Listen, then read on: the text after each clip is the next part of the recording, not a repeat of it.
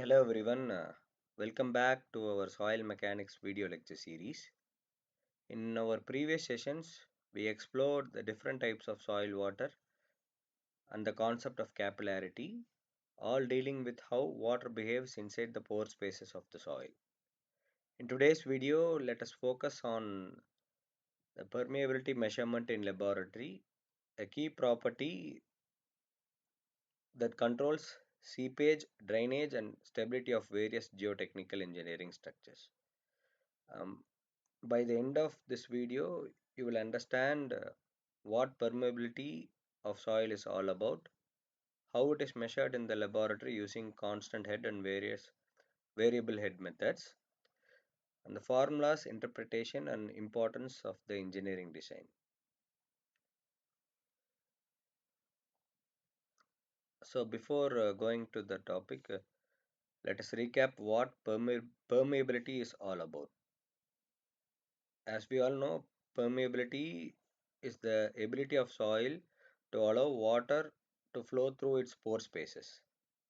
It depends upon the size and connectivity of voids and the viscosity of water. So it can be related with the expression using Darcy's law, which states that the velocity of the water inside the pore space is directly proportional to the hydraulic gradient.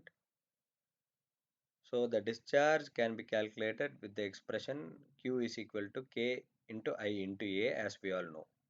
So where Q is the rate of flow of water in meter cube per second, and K is the coefficient of permeability, and I is the critical hydraulic gradient or the head loss per length in which the water is flowing across the slope, where A is the cross sectional area of the medium which conducts the water.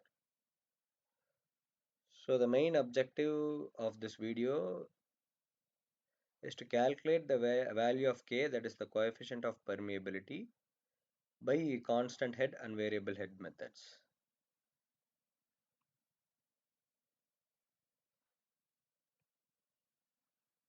So there are two different methods. One of the method is constant head permeability test method. This kind of test is mostly suitable for coarse grained soils such as sand and gravel, where water can flow easily. So the apparatus required for conducting this test is a permeameter cylinder containing soil sample, a constant head tank to maintain a steady water level, and a measuring jar and stopwatch to record the outflow. So the test is a very simple test. The first step is the soil sample is saturated by upward flow of water. A constant difference H is maintained between inlet and outlet. The quantity of water discharged in a particular time is collected, and the permeability is measured with the help of expression K is equal to QL by AHT, where L is the length of the soil sample in meters and A is the area of cross sectional area. H is the head difference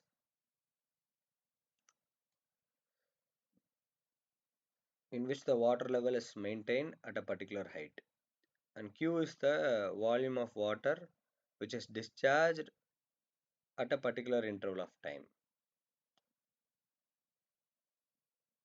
So the observations noted in this test are: a constant flow rate is maintained, which indicates the steady state conditions, and it is usually performed for sand and gravels only.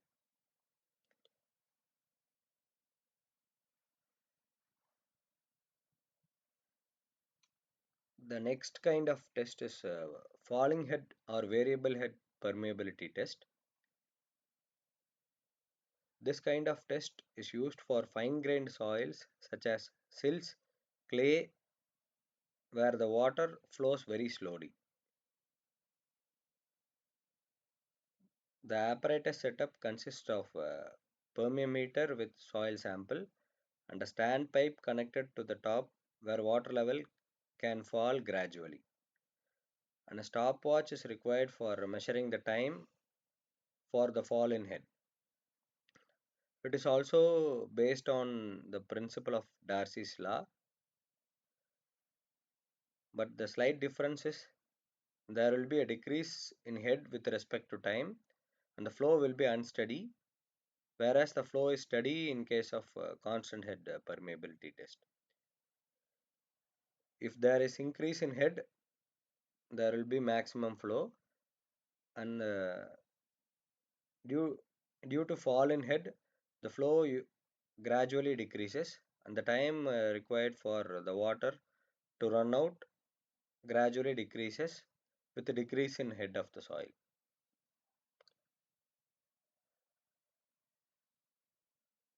So the procedure involved in conducting a variable head test is we have to saturate the soil specimen and fill the standpipe to initial head H1. Next, we have to allow the water to flow until the head drops to a certain level H2. And the time required for fall of head from H1 to H2 is noted, and the permeability is computed using the relation K is equal to AL by AT log of H1 by H2.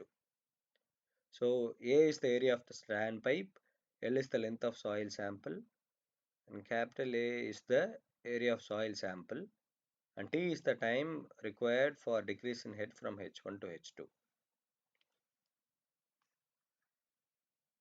So this is the procedure involved in variable head test, and the applications are it is used in coefficient of permeability computations, seepage analysis, and flow net analysis. So let's go to a quick assessment. So students,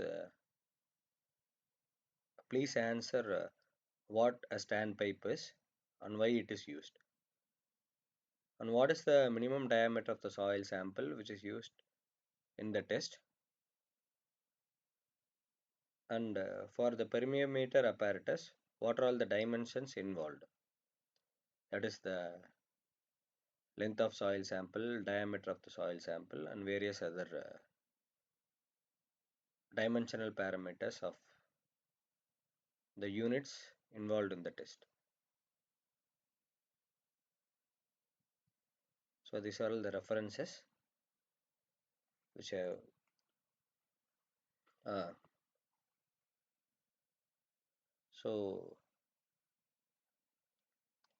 let's have a quick comparison between constant and variable head test based on the different features. One is soil type. Constant head test is used for coarse grained soil, whereas falling head test is used for fine grained soil such as silt and clay. In constant head, the flow type is steady, whereas in variable head, the flow type is unsteady. The head is constant in constant test, and the head is decreasing in falling head test. In constant head test, we will be measuring the volume of flow, and in variable head test, we will be measuring the time or time required for the fall of head. In both the cases, the test should be performed only on saturated soil specimen.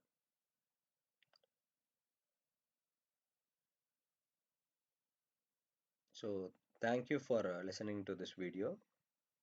In this video, we have learnt about permeability of soil and the Darcy's law, which is used to define the relationship between discharge gradient and area, and two different methods for testing the permeability of soil, that is constant head test and falling head test. And also we have discussed about the engineering use of the above test, that is in seepage, consolidation and drainage design of soil. Thank you everyone.